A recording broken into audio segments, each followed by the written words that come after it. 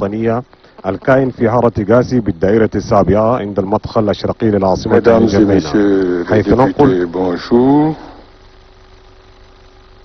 Excellence, Monsieur le ministre d'État, ministre secrétaire général de la présidence, représentant le maréchal du Tchad, Idriss Déby Itno, président de la République, chef de l'État, chef du gouvernement, chef suprême des armées. Madame la ministre secrétaire générale du gouvernement, chargée des relations avec l'Assemblée nationale, chargée également de la promotion du bilinguisme dans l'administration. La première séance plénière de la deuxième session ordinaire 2020 est ouverte. Secrétaire de séance, veuillez procéder à l'appel nominal des présidents des groupes parlementaires et des députés non inscrits. Merci, Excellence, Monsieur le Président de l'Assemblée nationale. Appel nominal. نعم أعزائي المشاهدين أينما كنتم سواء في داخل البلاد أو خارجها، السلام عليكم وأهلا ومرحبا بكم في هذا المباشر. كما أشرنا إليكم من قصر الديمقراطية مقر الجمعية الوطنية الكائن في حارة غازي بالدائرة السابعة عند المدخل الشرقي للعاصمة الجمينة، حيث ننقل إلى حضراتكم فعاليات هذه الجلسة الافتتاحية لأعمال الدورة العادية الثانية للجمعية الوطنية لعام 2020 التي تدور أعمالها لمدة 120 يوما، يعني 4 أشهر، ذلك بحسب المادة 8 من اللائحة الداخلية للجمعية الوطنية والمادة 124 من الدستور. لأنه من المفترض وبحسب اللائحة الداخلية تفتتح الدورة في 5 من سبتمبر، غير أن يوم الخامس قد صادف يوم عطلة نهاية الأسبوع، أي ليس بيوم عمل، فلذلك فإن افتتاح الدورة يكون في اليوم الأول من أيام العمل الذي يليه. فلذلك افتتحت الدورة العادية الثانية للجمعية الوطنية لعام 2020 اليوم 7 من سبتمبر 2020. وكما تشاهدون أعزائي المشاهدين، مثل مشير تشاد في هذه الجلسة الافتتاحية وزير الدولة الوزير الأمين العام برئاسة الجمهورية كالزيبي باهيم ديبي، ممثلا لمشير تشاد إدريس ديبي إتنو رئيس الجمهورية. وتعلمون جيدا أعزائي المشاهدين أن هذه الدورة العادية الثانية للجمعية الوطنية جاءت بعيد اختتام فعاليات الدورة الاستثنائية الأولى للجمعية الوطنية لعام 2020 التي اختتمت في 27 من أغسطس 2020، والتي ناقش خلالها البرلمانيون العديد من المواضيع والتي دخلت في التاريخ التشادي، لا سيما المتمثلة في تسليم السمات الرسمية لمشير تشاد إدريس ديبي إتنو الذي عين لهذه الرتبة الشرفية من قبل البرلمان خلال دورته العادية الأولى لعام 2020. فأعزائي المشاهدين، كما تشاهدون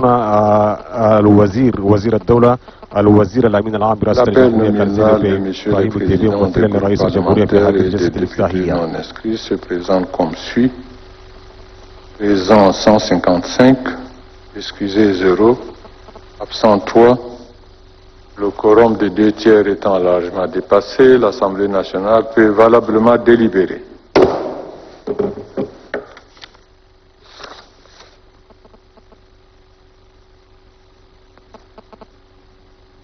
فعلا أعزائي المشاهدين، كما تابعتم قد L'ordre du jour de la présente séance plénière porte sur l'ouverture solennelle de la deuxième session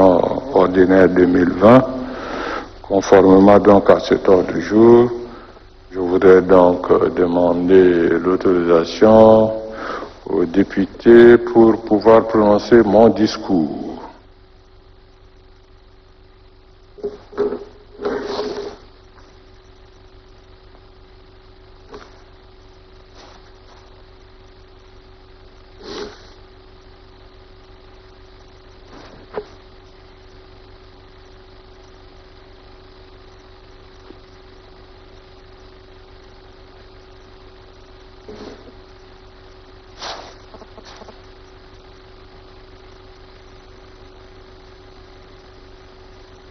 Excellences, Monsieur le ministre d'État, ministre secrétaire général de la présidence, représentant le maréchal du Tchad, Idriss Déby Itno, président de la République, chef de l'État, chef du gouvernement. Madame la ministre secrétaire générale du gouvernement chargée des relations avec l'Assemblée nationale et de la promotion du bilinguisme dans l'administration, Mesdames et Messieurs les membres du bureau de l'Assemblée nationale, Messieurs les présidents des groupes parlementaires, Messieurs les députés non inscrits, Mesdames et Messieurs, en application des dispositions de l'article 124 de la Constitution, nous voici réunis en ce jour pour prendre part à l'ouverture solennelle de la deuxième session ordinaire 2020 de l'Assemblée nationale. Je voudrais ici, au nom de l'ensemble des députés en mon nom propre, saluer la présence parmi nous de son Excellence Monsieur le ministre d'État, ministre secrétaire général de la Présidence, représentant le maréchal du Tchad Idriss Déby Itno, président de la République, chef de l'État, chef du gouvernement, celle de Madame la ministre secrétaire générale du gouvernement chargée des relations avec l'Assemblée nationale et de la promotion du bilinguisme dans l'administration qui, en dépit des multiples contraintes de leurs agendas respectifs, ont accepté de répondre favorablement à notre invitation. La présence constante de ces hautes personnalités à nos côtés témoigne de l'intérêt qu'elles accordent à l'Assemblée nationale, véritable symbole de la démocratie et de l'expression plurielle dans notre pays. Je voudrais également adresser mes sincères remerciements à Messieurs les présidents des grandes institutions de la République, à Mesdames et Messieurs les membres du gouvernement, à leurs excellences, Mesdames et Messieurs les ambassadeurs et chefs de mission diplomatiques et consulaires, ainsi qu'à tous les autres invités de marque qui n'ont pas pu prendre part à cette ouverture solennelle pour des raisons de respect des mesures barrières édictées par le gouvernement. Je voudrais enfin souhaiter un agréable retour des vacances à Mesdames et Messieurs les députés. Quand bien ces vacances ont été écourtées en raison de la tenue de la première session extraordinaire 2020, elles ont permis à Mesdames et Messieurs les députés de se rendre dans leurs circonscriptions respectives, de suivre les différentes activités de la population, d'échanger avec leurs électrices et leurs électeurs, mais aussi et surtout de prendre leurs doléances et leurs préoccupations en vue de les transmettre au gouvernement. La deuxième session ordinaire 2020 est, comme de tradition,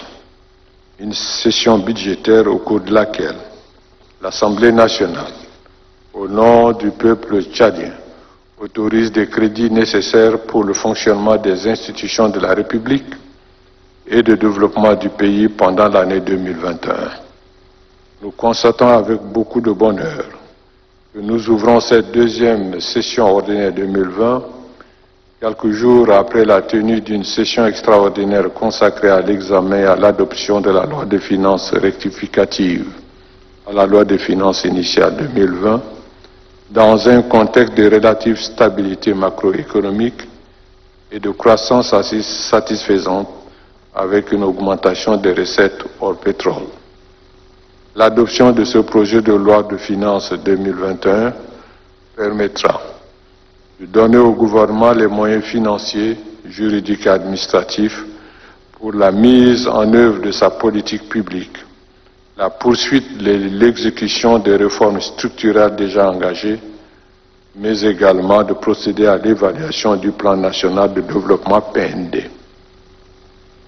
Il s'agira aussi d'envisager en perspective l'élaboration d'un nouveau plan national de développement qui prendra en compte toutes les préoccupations du gouvernement à l'effet d'assurer une gestion optimale des ressources orientées vers les couches vulnérables de la population en vue de satisfaire leurs besoins essentiels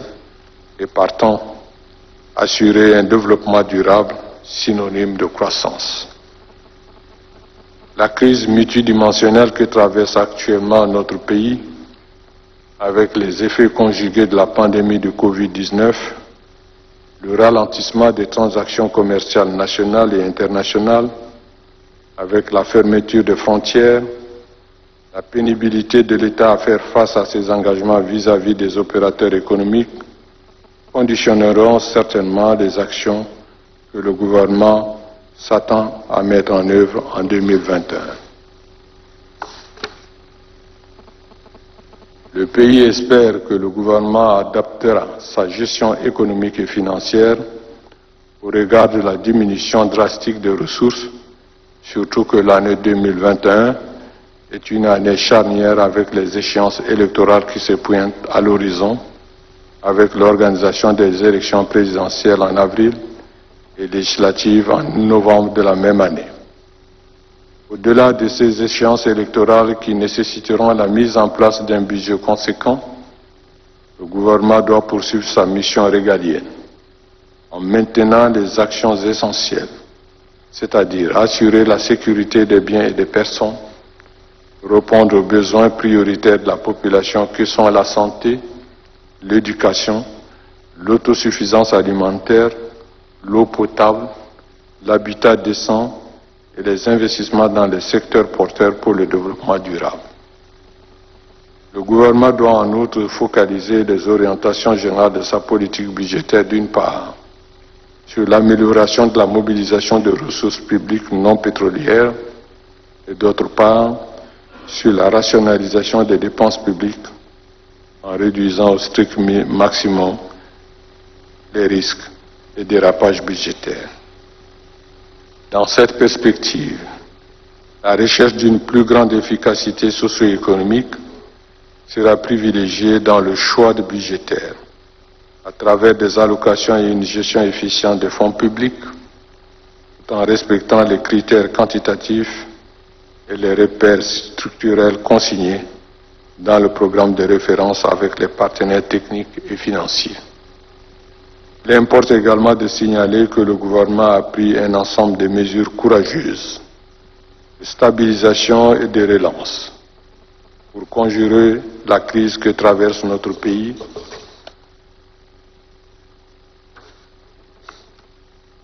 au cours de la deuxième session ordinaire 2020 qui s'ouvre aujourd'hui.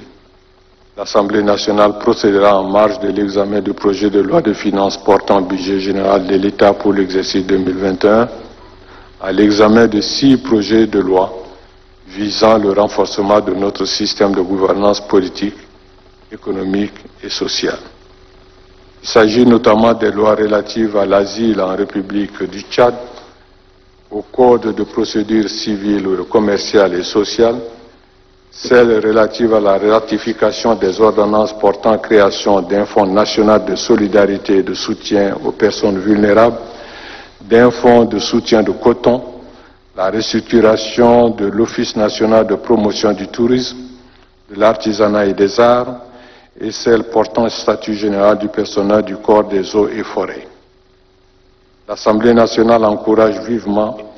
le gouvernement à procéder à la ratification systématique de toutes les ordonnances prises dans les intersessions parlementaires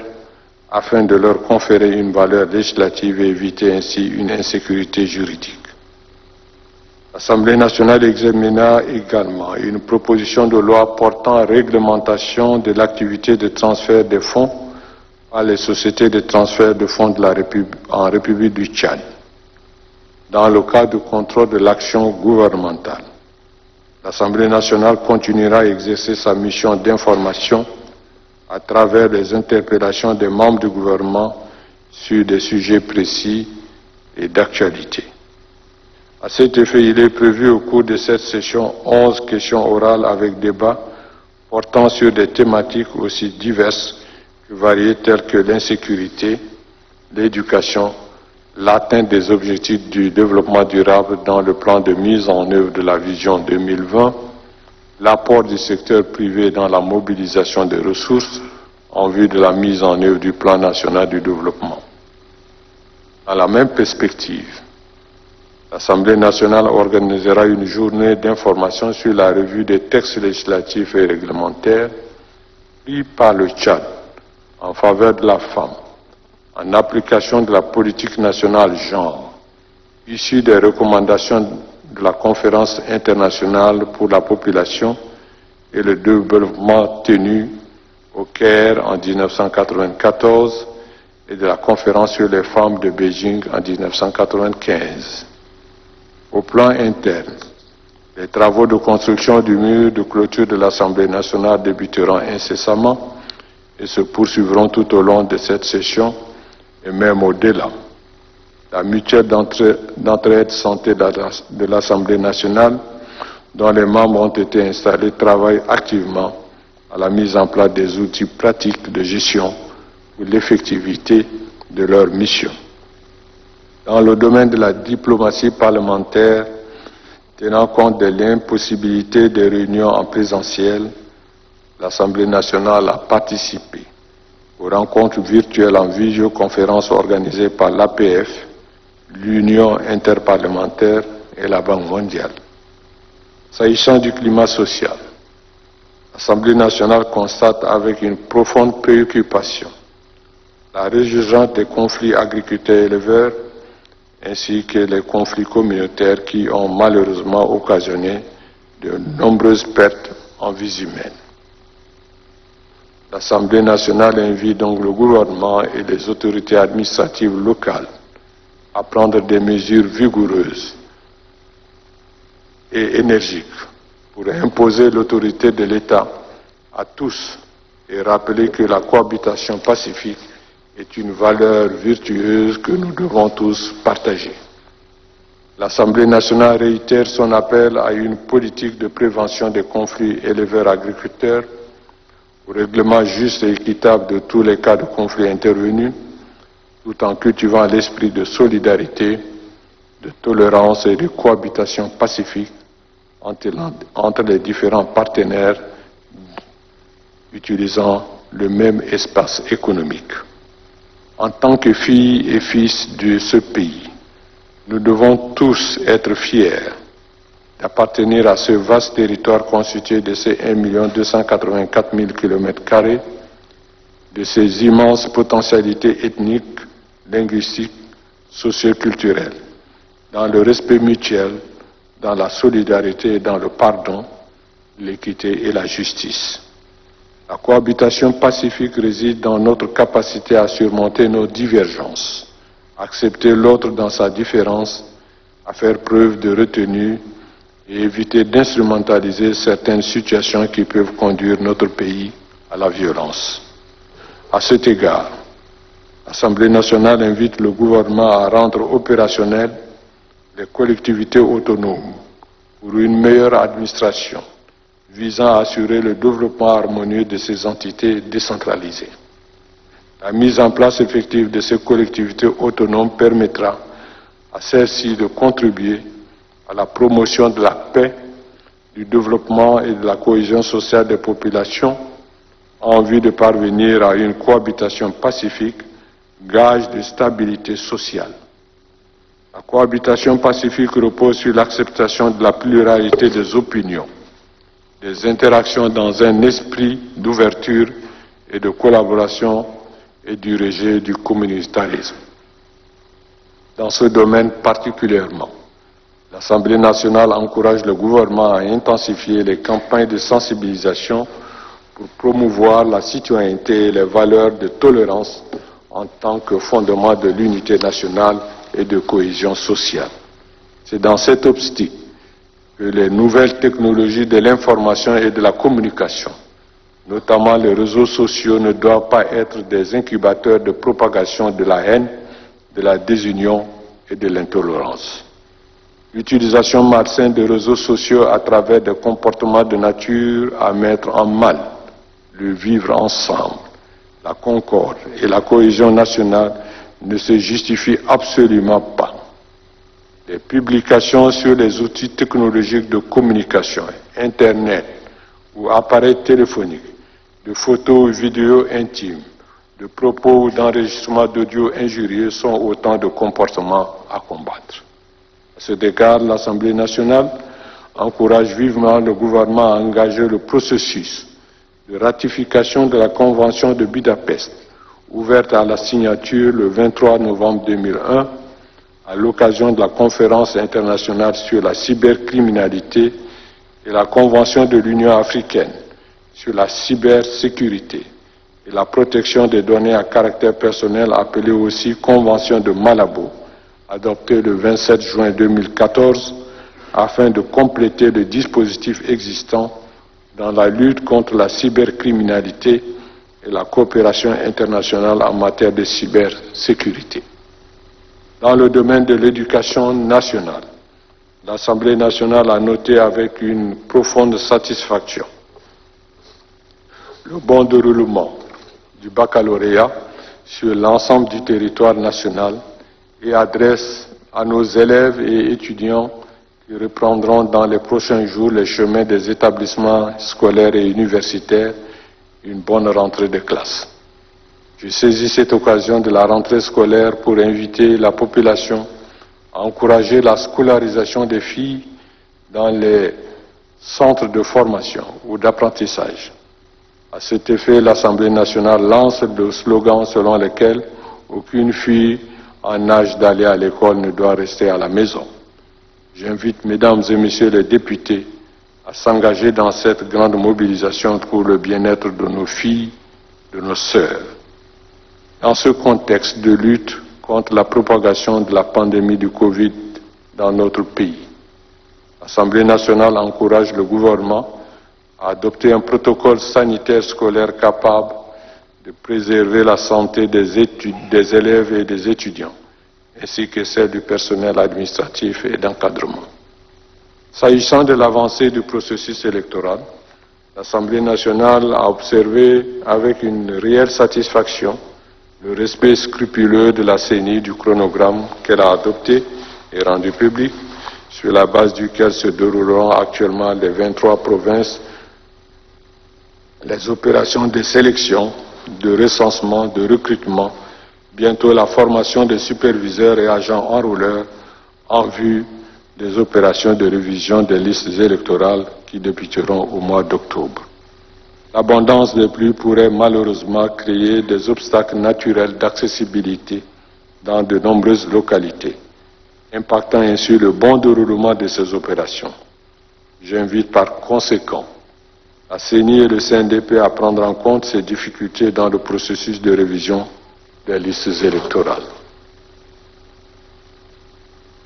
Parlant toujours de l'abondance des pluies de cette année,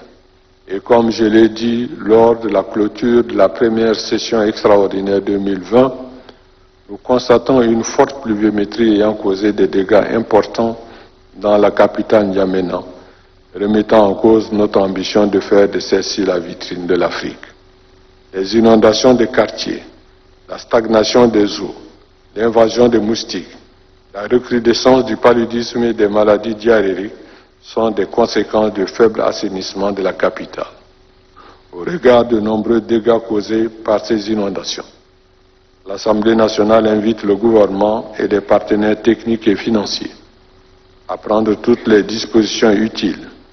pour prévenir d'éventuelles catastrophes naturelles dans les zones sinistrées en vue de soutenir les populations déjà vulnérables. Je réitère ici la suggestion de l'Assemblée invitant le gouvernement